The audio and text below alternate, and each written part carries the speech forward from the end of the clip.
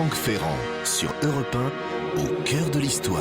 Changement de programme aujourd'hui chez Franck Ferrand ou quand l'actualité rattrape l'histoire. Bonjour Franck. Bonjour Julia, bonjour à tous. Nous devions parler de Marc Aurèle aujourd'hui, l'empereur romain de toutes les sagesses. Eh bien ce sera pour jeudi si vous voulez, car tout de suite, à l'occasion de la mort de la baronne Thatcher, qui a été Premier ministre du Royaume-Uni de 1979 à 1990, nous allons vous proposer une émission spéciale où seront rediffusés de larges extraits de celle que nous lui avions consacrée il y a un peu plus d'un an, c'était en février 2012. Et c'était à l'occasion de la sortie du film La Dame de Fer de Phylia Lloyd avec Meryl Streep dans le rôle de Margaret Thatcher. Oui, une Meryl Streep que nous étions d'ailleurs d'accord pour trouver un peu compassée, un peu trop figée dans le rôle.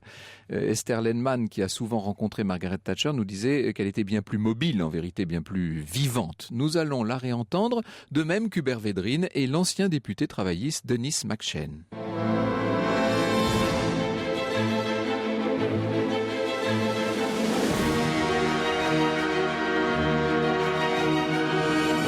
De 13h à 14h sur Europe 1, au cœur de l'histoire. Franck Ferrand.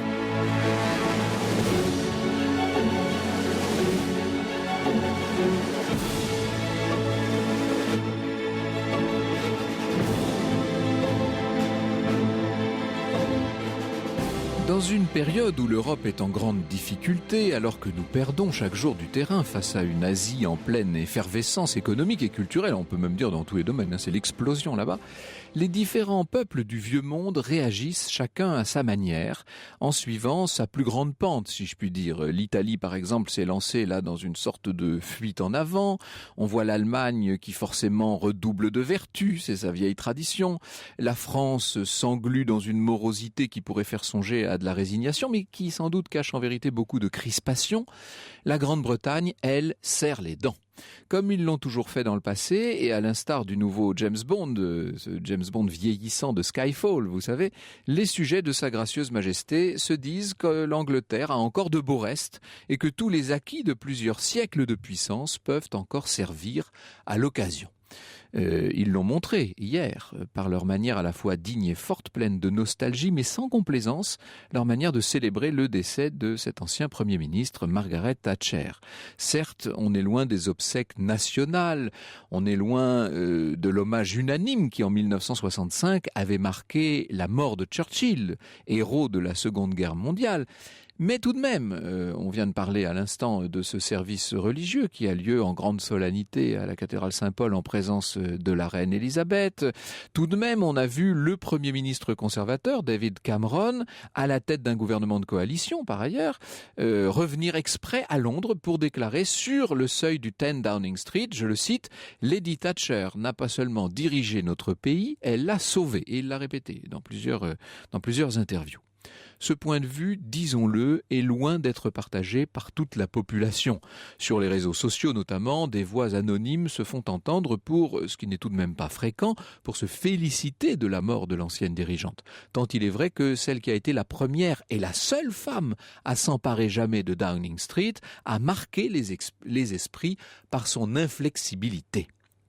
Rappelons qu'elle était arrivée au pouvoir dans un pays complètement bloqué, entravé par un étatisme galopant, un pays qui était en chute libre sur les plans économiques et financiers, et donc social par voie de conséquence. Or, en quelques mois, par l'application ferme et même brutale, diront certains, pour ne pas dire même violente, par l'application d'un ultralibéralisme alors en vogue et en accord avec les préceptes comptables hérités de l'épicerie familiale, on va revenir sur tout cet aspect-là bien entendu, Margaret Thatcher avait tranché dans le vif et remis l'Angleterre en selle, au prix, disons-le, de pas mal de souffrances. Personne n'a oublié sa grande fermeté dans le conflit des mineurs, ni son intransigeance dans la lutte contre l'IRA en Irlande du Nord. Elle était allée vraiment très loin.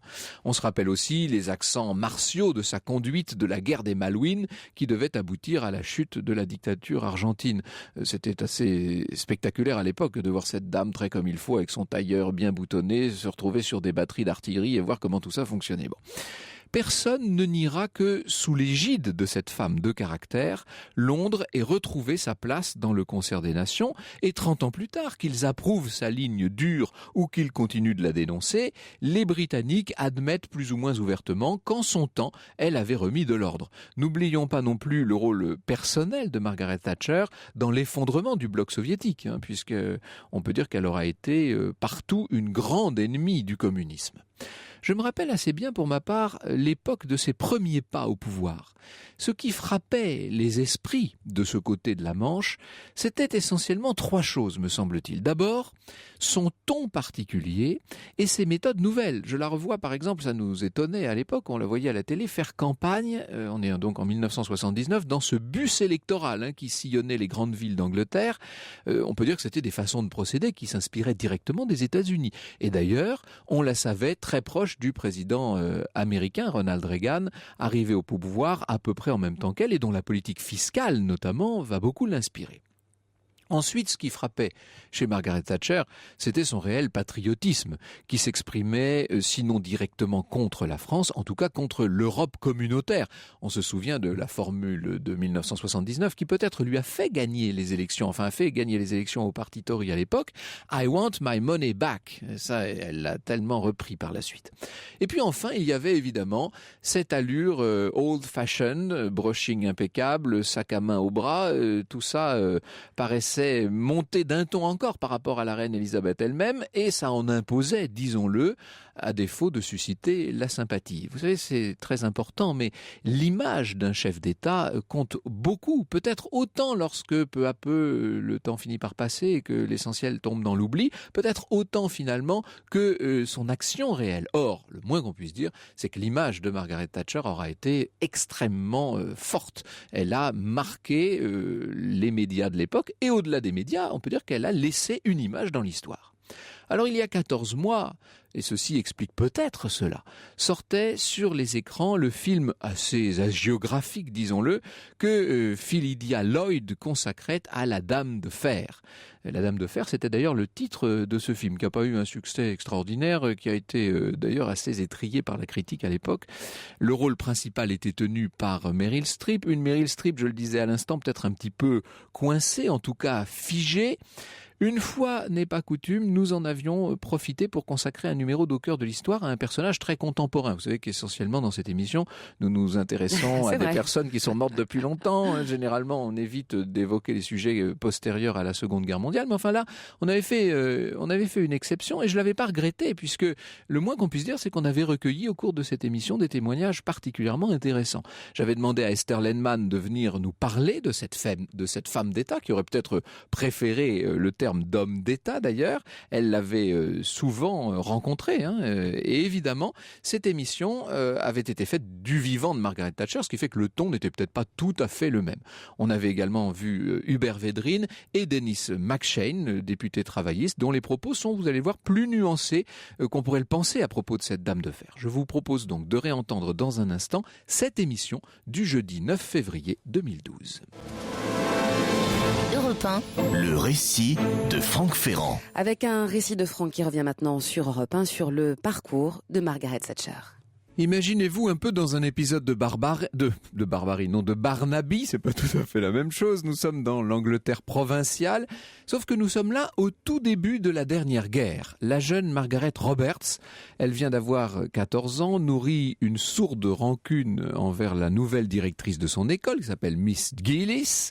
Celle-ci, à peine nommée, a tout fait pour la décourager de s'inscrire dans le corps des administrateurs de l'Inde, des Indian Civil Service, qui est une administration coloniale encore tout imprégnée d'une atmosphère à la Kipling. Et l'année suivante, Margaret, qui a choisi de s'orienter vers les sciences et qui est en train de constituer tout son petit dossier pour postuler à l'université de Nottingham, se heurte une fois encore à sa directrice. Elle est ambitieuse, cette Margaret, et comme une de ses camarades de classe, la fille du pasteur anglican, a constitué un dossier pour Oxford, elle se dit qu'elle aussi pourrait peut-être tenter sa chance. Seulement, Miss Gillis est là qui intervient. Mais Oxford, ma chère, c'est loin, c'est cher, c'est difficile. Et surtout, ce n'est pas pour vous. Il ne faut pas oublier ce que veut dire la directrice, c'est que ça n'est pas pour les gens de la condition de Margaret. On est à une époque, dans une Grande-Bretagne extrêmement hiérarchisée, avec des strates sociales assez étanches, il ne faut pas l'oublier. Et là, Miss Gillis lâche l'argument suprême pour entrer au Somerville College, qui est un des pôles féminins d'Oxford. Il faut maîtriser parfaitement le latin. Et vous, ma pauvre Maggie, vous ne parlez pas le latin. Et bien qu'à cela ne tienne, la jeune postulante souscrit à des cours intensifs chez le professeur de latin du lycée de garçons et dans la foulée, elle postule pour l'unique bourse de sciences de Somerville College. Elle se démène, bien entendu, et elle arrive première ex aequo, sauf que l'autre candidate est plus âgée, ce qui fait que Margaret doit laisser sa place. En fait, elle sera sauvée par un désistement et elle entre triomphalement à Oxford, sous les yeux éberlués, un petit peu déconfits sans doute, de Miss Gillis. 17 ans plus tard, l'élève sera devenue députée. Et lors d'un dîner des anciennes élèves de l'école de Grantham, Miss Gillis, qui maintenant est en fin de carrière, doit saluer la députée, bien entendu, dans une petite allocution très chaleureuse. Hélas pour elle, elle veut se fendre d'une citation latine et elle commet une erreur.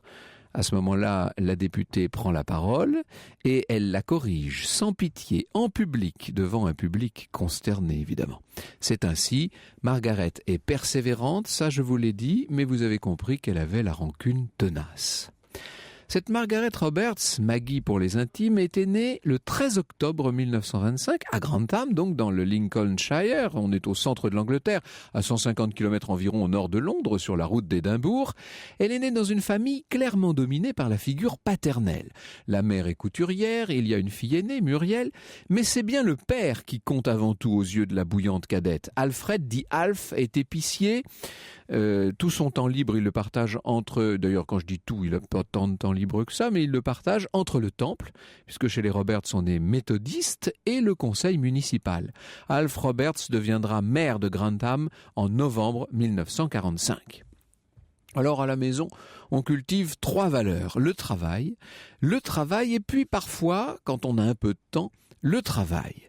Margaret est née au-dessus de la boutique familiale, elle y donne très tôt un coup de main naturellement et c'est sans doute dans cette épicerie que vont se forger un grand nombre des principes d'économie, de vertu, certains diront d'étroitesse, qui détermineront son action plus tard.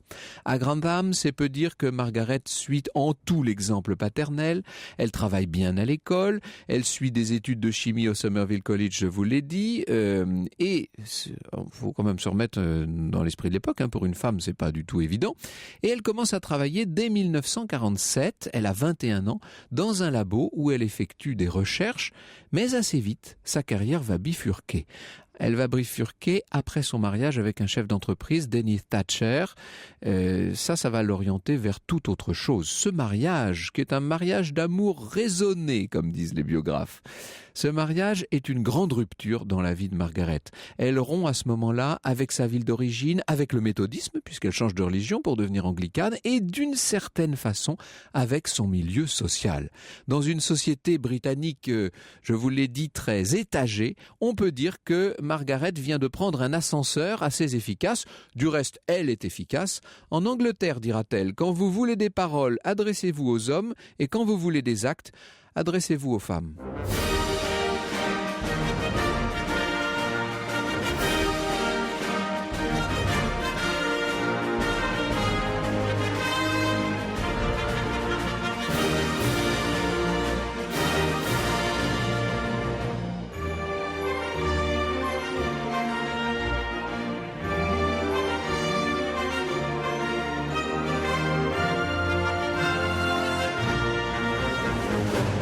Discord and Harmony sur Europe, un extrait de la bande originale du film La Dame de Fer, un extrait composé par Thomas Newman.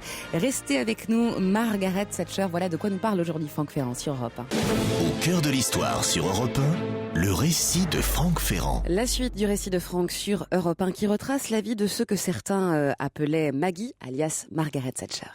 Alors, elle vient de se marier, notre Margaret, je vous l'ai dit, ça l'a fait changer un peu de statut. Le couple va avoir 2 jumeaux, un garçon et une fille, dont je vous laisse imaginer quelle éducation ils ont reçue. Carole deviendra plus tard journaliste et Marc homme d'affaires. Et c'est dans le contexte, c'est sous l'emprise, devrais-je dire, de cette nouvelle vie, que Margaret se lance dans la carrière politique, au Parti conservateur, faut-il le préciser. J'allais dire d'abord de façon modeste, mais chez elle, si tout reste assez humble, rien n'est jamais modeste. La jeune femme se donne à fond dans tout ce qu'elle fait et après 2 tentatives infructueuses, la 3e se révèle payante. En 1959, elle est élue députée de Finchley, qui est une circonscription au nord de Londres. Et là encore, à l'époque, une femme à la Chambre des communes, une femme dans l'enceinte de Westminster, ce n'est pas très fréquent.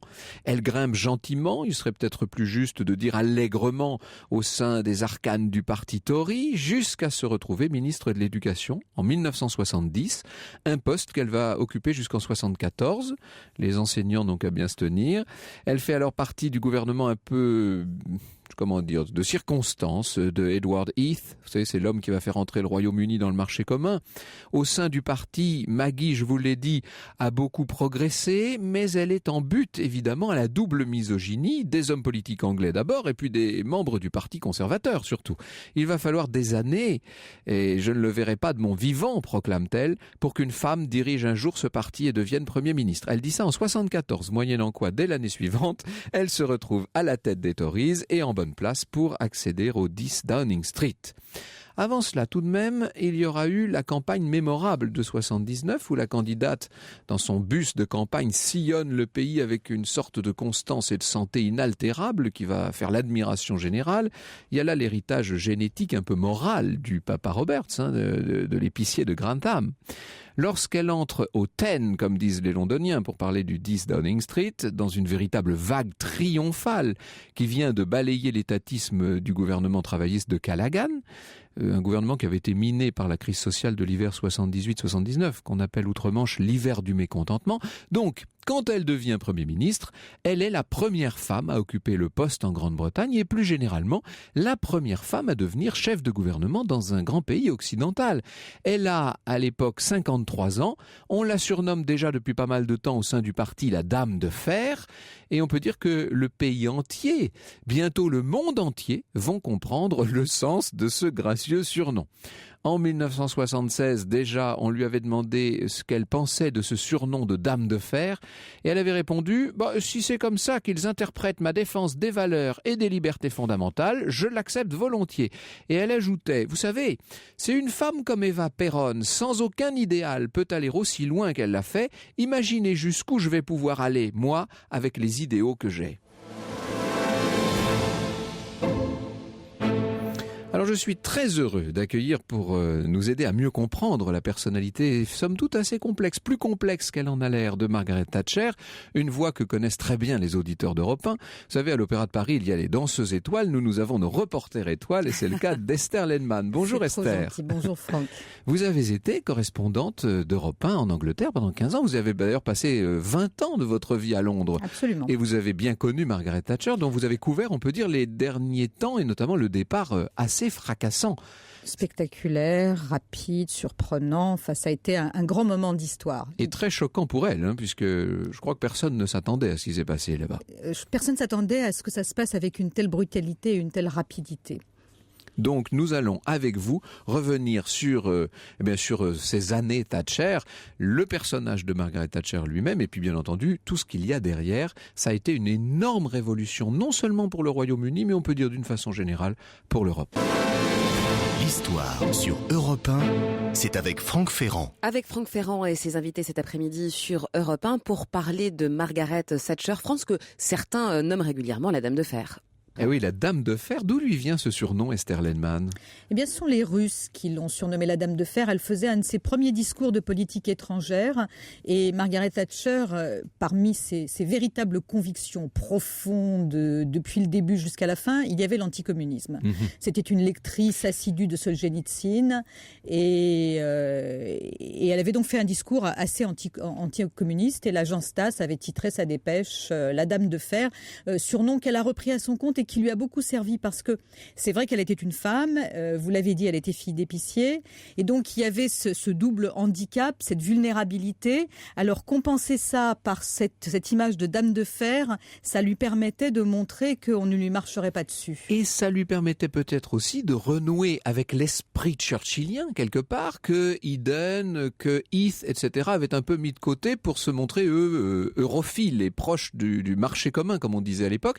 Elle se réinscrivait dans une sorte de lignée très churchillienne, comme ça, très atlantique et très anticommuniste, finalement. C'est vrai, mais en même temps, vous l'avez rappelé, elle a été ministre sous Heath. Et même quand elle a été élue en 79, son programme, sa ligne était quand même beaucoup plus middle of the road, j'allais dire, beaucoup plus centriste qu'elle ne l'a été plus tard. Si vous voulez, la personnalité et le programme, les convictions de Thatcher se sont affirmées au fur et à mesure de son règne, de ses années à Downing Street. Alors, vis-à-vis des soviétiques, précisément, qu'il l'avait donc ainsi surnommé, elle a fait preuve d'une certaine ouverture, elle a compris très tôt la nature de Mikhail Gorbatchev. Elle a été l'un des premiers dirigeants occidentaux à le comprendre, en fait. Bien sûr, je crois que de toute façon, Thatcher disait toujours qu'elle jugeait les gens en 10 secondes.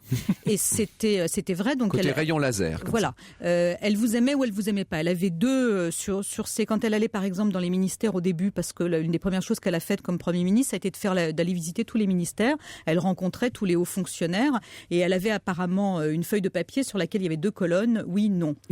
Et elle faisait ça avec tout le monde, y compris avec les autres personnalités politiques. Et effectivement, après sa première rencontre, je crois, avec Mikhail Gorbatchev, elle avait dit que c'était quelqu'un avec qui on pouvait faire affaire. Oui, elle avait compris qu'il y aurait des ouvertures possibles. Alors, très tôt, elle veut marquer une rupture avec... on va dire la socialisation, l'étatisation de la société britannique. Il faut dire quand même qu'au moment où elle accède au pouvoir en 79, les Britanniques, on l'a complètement oublié aujourd'hui, puisqu'ils sont devenus une sorte de symbole, le nouveau symbole du libéralisme, etc. Mais les Britanniques étaient allés très loin dans l'étatisation, dans la collectivisation, en tout cas dans la société de ce qu'on appelait le welfare state à l'époque. Alors c'est vrai, et c'était une des choses qu'elle a dites plus tard pour justifier la dureté des mesures qu'elle a prises, que par exemple le système de santé était, et d'ailleurs est toujours aujourd'hui entièrement gratuit, en tout cas le système de santé public. C'est vrai que l'économie était largement nationalisée, c'est vrai que les syndicats contrôlait l'industrie, contrôlait l'embauche. Par exemple, vous aviez le phénomène qu'on appelait les closed shops, où vous ne pouviez pas embaucher quelqu'un dans une usine sans l'accord des syndicats. Et on disait, du temps de Wilson, on disait que l'Angleterre était gouvernée dans un des bureaux de Number 10 par le Premier ministre et ses amis syndicalistes dans la fumée des pipes, puisqu'ils se réunissaient tous en fumant la pipe, en buvant de la bière, et ils décidaient des affaires du pays. Et c'est vrai que ça... elle a cassé tout ça. Elle a cassé. Jusque-là, il y avait une espèce de consensus politique avec effectivement une droite qui était le parti Tory, les conservateurs, une gauche qui était le Labour, mais il y avait une espèce d'accord mou, c'était des nuances. Il n'y avait pas de remise en cause, par exemple, du rôle de l'État.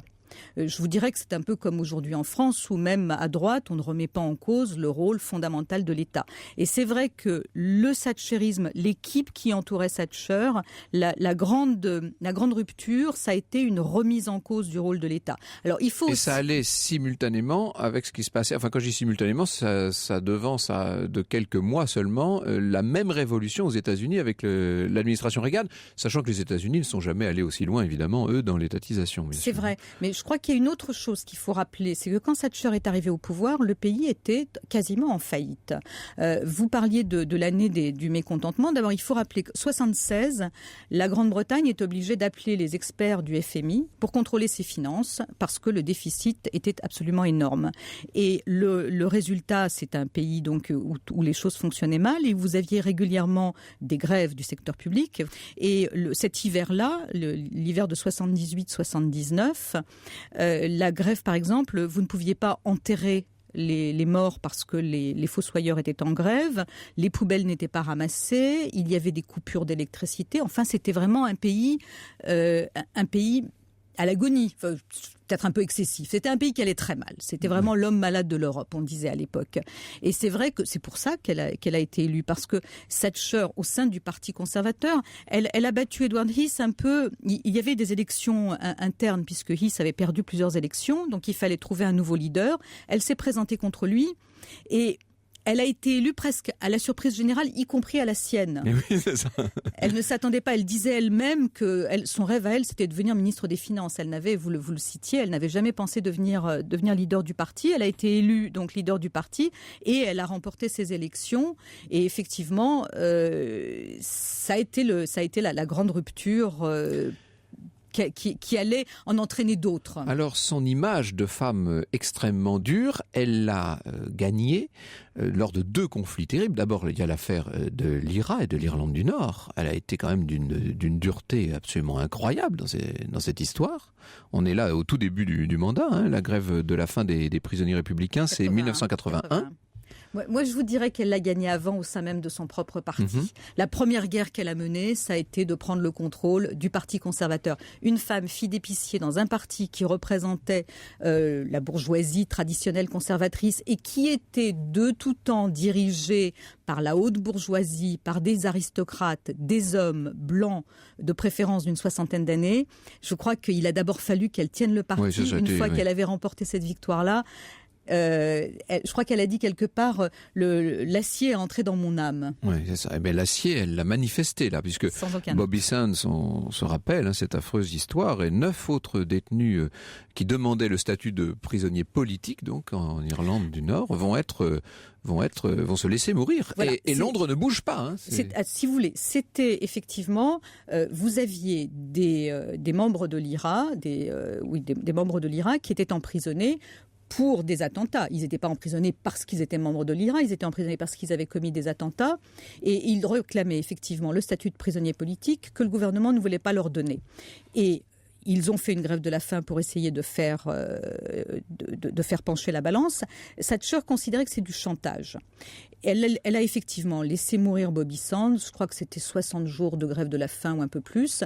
Et le jour de sa mort, elle a été à la Chambre des communes et elle a dit, pour expliquer son attitude, elle a dit que cet homme était un criminel condamné par la justice.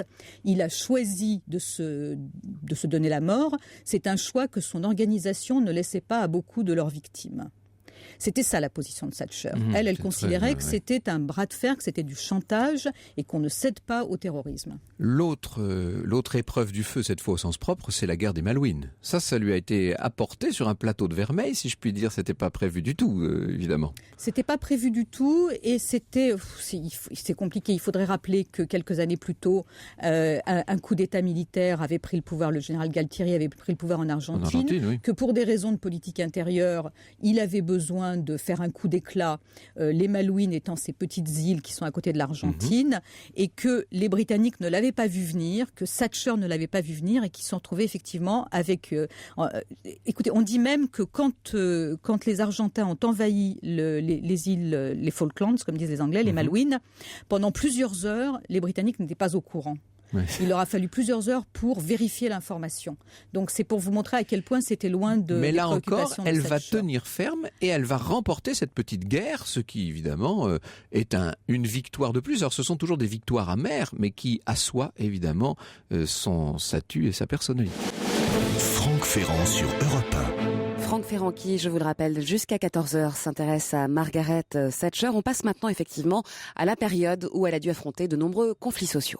Alors le 5 mars 1984 éclate un des plus gros conflits de l'histoire sociale britannique, un bras de fer considérable, un de plus, dont Margaret Thatcher sait bien qu'elle y risque son poste. Face à elle se dresse le très marxiste Arthur Scargill, qui est le chef du syndicat des mineurs, un potentat surnommé le roi Arthur, qui fait un peu la pluie et le beau temps dans l'industrie minière et qui a déjà couché aligné, devrais-je dire, sur son tableau de chasse, 2 premiers ministres, le conservateur Edward Heath, dont la chute avait entraîné évidemment celle de Margaret Thatcher, alors ministre de l'Éducation, et puis un travailliste modéré, James Callaghan, qui a été emporté, on peut dire, dans la suite des mouvements sociaux de l'hiver du mécontentement 78-79, dont nous parlions avec Esther Lenman il y a un instant. Autour de Margaret Thatcher, tout le monde est d'avis qu'il faut négocier d'urgence avec Scargill, mais la dame de fer, pour sa part, a décidé, et ça vous surprendra pas, qu'elle ne négocierait rien. L'enjeu du conflit, c'est la décision prise par British Coal, donc la compagnie publique d'exploitation des mines de charbon, de fermer un puits dans le Yorkshire, en plein cœur des Midlands, et surtout son projet d'en fermer bien d'autres. À l'époque, les mineurs constituent une véritable armée de travailleurs ultra syndiqués, ultra fidèles au roi Arthur. 190 000 ouvriers sont ainsi employés par la compagnie publique sur 170 sites. On peut dire qu'il ne s'agit quand même pas d'une bagatelle. On peut dire aussi que le conflit ne tarde pas à dégénérer. En une seule semaine, c'est la grève générale. Il faudrait lâcher un peu de lest. C'est en tout cas ce que crient et s'égosillent les conseillers dans l'entourage de Margaret Thatcher. Elle reste absolument inflexible. Alors le conflit dégénère, de nombreux affrontements vont éclater un peu partout entre manifestants et forces de l'ordre. Le gouvernement envoie la police monter, charger les manifestants. Au total, le conflit fera quand même, à la fin, 3 morts, plus de 20 000 blessés, 11 300 manifestants ont été arrêtés lors des diverses opérations, plus de 200 seront traduits en justice, dont le fameux Arthur Scargill lui-même. En vérité, si l'affrontement prend cette tournure violente, c'est que le Premier ministre a décidé de jouer le tout pour le tout et de briser la grève. Les non-manifestants sont conduits sur leur lieu de travail sous protection policière, parfois même dans des fourgons de police, ce qui suppose la mobilisation au cœur de l'Angleterre de milliers de policiers. On a une impression d'état d'urgence, évidemment. C'est ce qui va contribuer sans doute à dégrader encore un peu plus le climat tellement dur de ce conflit. Les épouses des mineurs multiplient partout les quêtes de solidarité, de nombreuses personnalités travaillistes apportent leur soutien au mouvement, même au sein de la famille royale, de hautes voix s'élèvent contre cette gestion sociale considérée comme archaïque. Madame Thatcher scie à peine, elle ne bronche pas, elle ne bouge pas d'un pouce, sa mise en pli impeccable et son sourire crispé semblent dire que celui qui la contraindra à la négociation n'est pas encore né.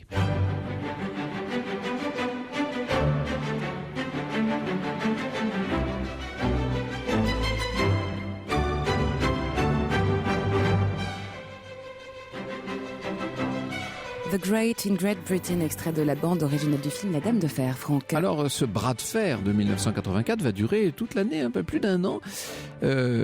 Il divise profondément la Grande-Bretagne. Dans chaque famille, il y a évidemment les partisans des gueules noires et ceux du gouvernement, les partisans du roi Arthur et ceux de la Dame de Fer, si je puis dire. Derrière tout cela, évidemment, il y a un enjeu énorme, vous l'avez compris, c'est bien celui d'un choix de société, c'est ce dont nous parlions à l'instant. Société étatisée ou libérale, Angleterre dominée par les syndicats ou par les marchés. Au milieu des années 80, rien n'est joué de ce point de vue. Après 359 jours de conflit, les mineurs capitulent. On peut dire que là, c'en est fini de la puissance syndicale au Royaume-Uni. Bientôt, ce seront les grandes vagues de privatisation. C'est le thatcherisme en mouvement. Madame Thatcher a gagné. La presse du monde entier prend acte du résultat de cette lutte épique. Le Daily Telegraph du 5 mars 1985, on est à l'époque donc au premier anniversaire du déclenchement du mouvement ouvrier. Le Daily Telegraph note « La défaite du syndicat des mineurs a entraîné un changement de première importance dans le rapport de force entre le gouvernement et les syndicats. Dorénavant, aucun syndicat dans le secteur public ne pourra plus imposer sa volonté par la seule force. » Et voici ce qu'écrivait à l'époque le correspondant de l'AFP. Le bilan est terrible, dit-il, pour le syndicat des mineurs, qui s'appelait le NUM. Grand perdant du conflit et pour son président à vie marxiste, l'énergique et éloquent Arthur Scargill, devenu étrangement silencieux. Témoin impuissant des fermetures de puits contre lesquelles il a si ardemment combattu, le NUM n'a pu éviter une scission historique.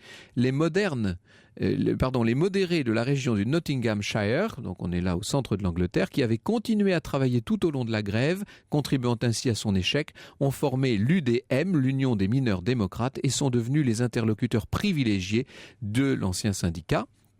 Ça a fini par regrouper tout ça quand même 40 000 membres.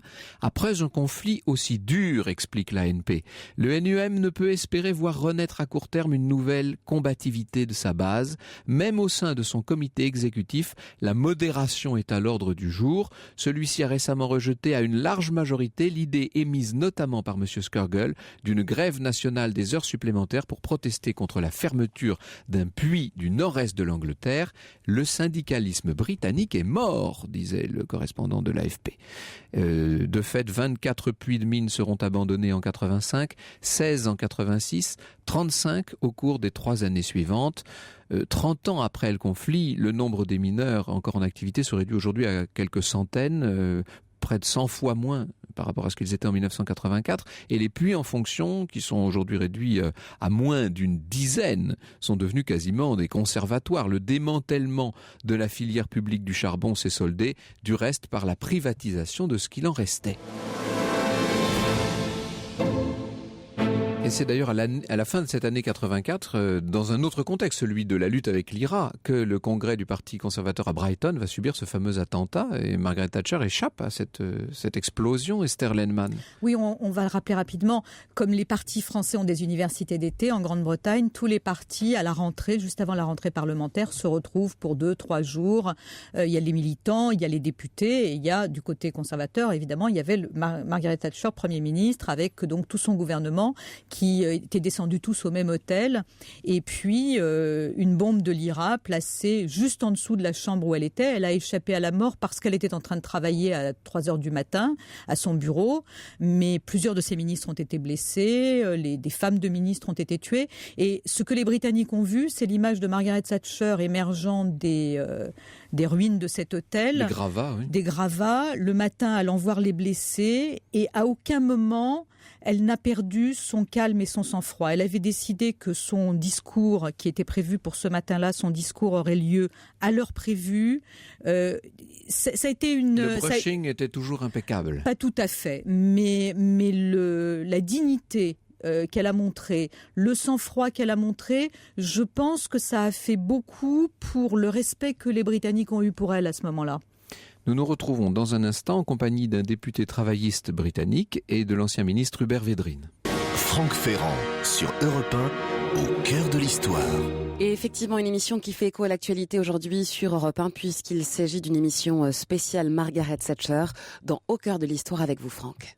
Nous sommes en compagnie, au téléphone en tout cas, de Denis McShane, qui est député de la circonscription de Rotherham, en Angleterre, et qui est député travailliste. Vous avez été, monsieur, ministre des Affaires européennes dans le gouvernement de Tony Blair, de 2001 à 2005.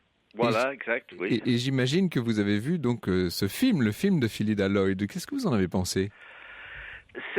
C'est une performance de l'acteur américaine Meryl Streep tout à fait remarquable. À l'époque où elle était aux affaires, Madame Thatcher a suscité des réactions très contrastées. Il y avait ceux qui l'admiraient beaucoup et ceux qui la détestaient profondément.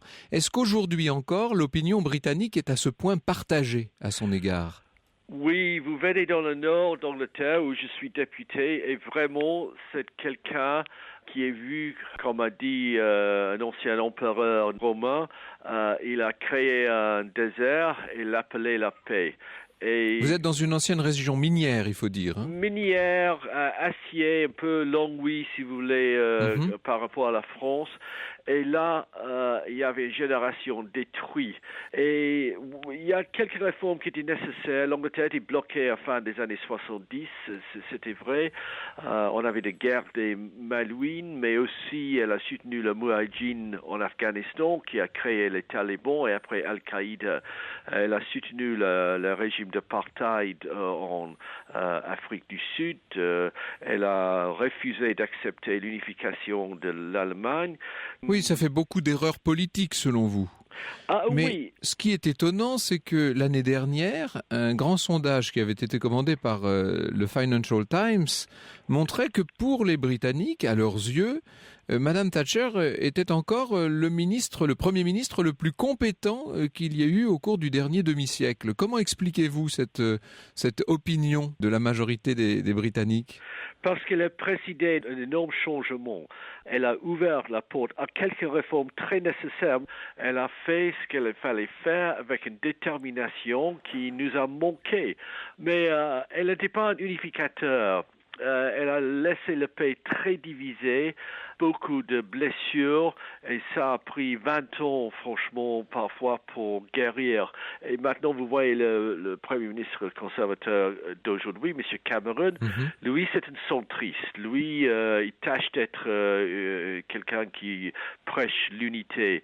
Mais plus conciliant et plus consensuel que ne l'était Mme Thatcher, qui, elle, n'a jamais cherché l'unité, en quelque sorte. Exactement. M. Cameron vient d'une famille, une couche sociale très aisée, noblesse oblige.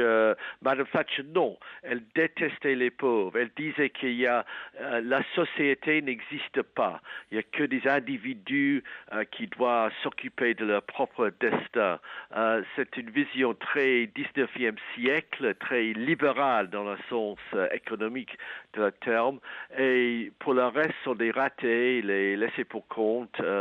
Et elle voulait simplement avoir les gens qui ont réussi autour d'elle. Merci beaucoup de cet avis et de ce témoignage, Monsieur McShane. Je rappelle que vous êtes député travailliste de la circonscription de Rotherham, dans le nord de l'Angleterre, et ancien ministre des Affaires européennes du gouvernement de Tony Blair. Merci beaucoup. Merci, au revoir.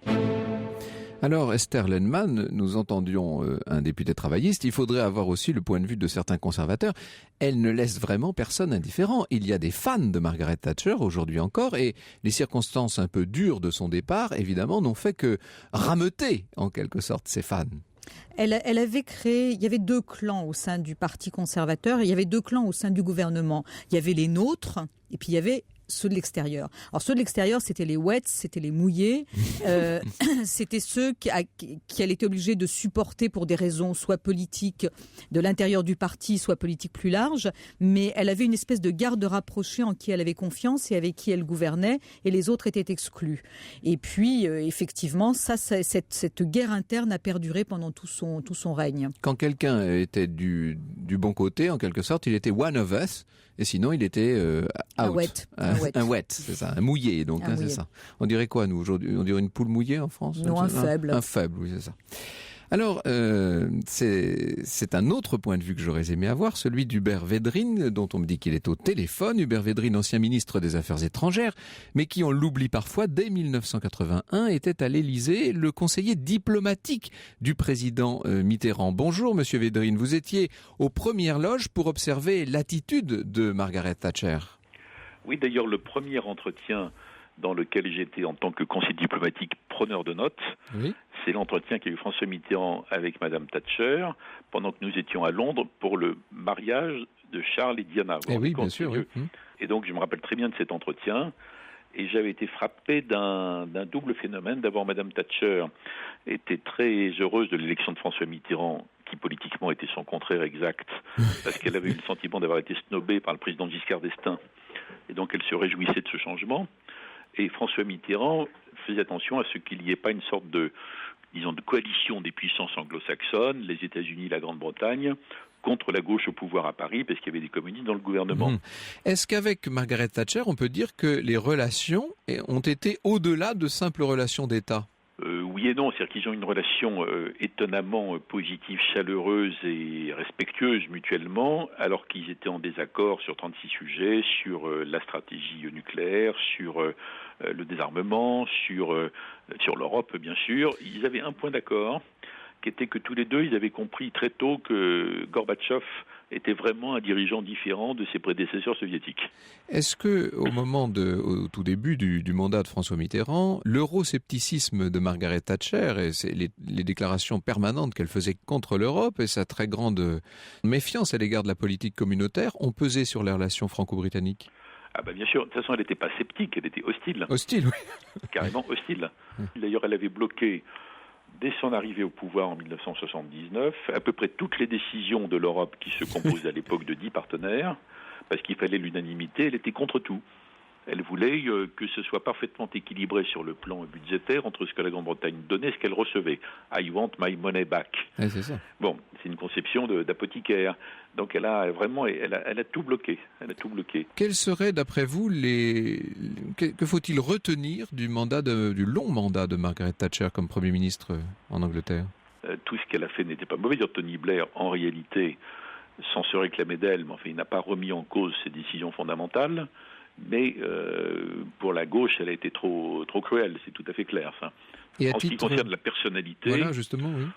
Tout le monde se retrouve pour lui reconnaître une personnalité vraiment de premier plan, avec énormément de volonté, quelqu'un d'indomptable, quelqu'un d'intrépide, de très tenace, dans certains cas trop. Enfin, c'était tout sauf un personnage ordinaire. Merci beaucoup, Monsieur le Ministre, de ce témoignage. Merci bien.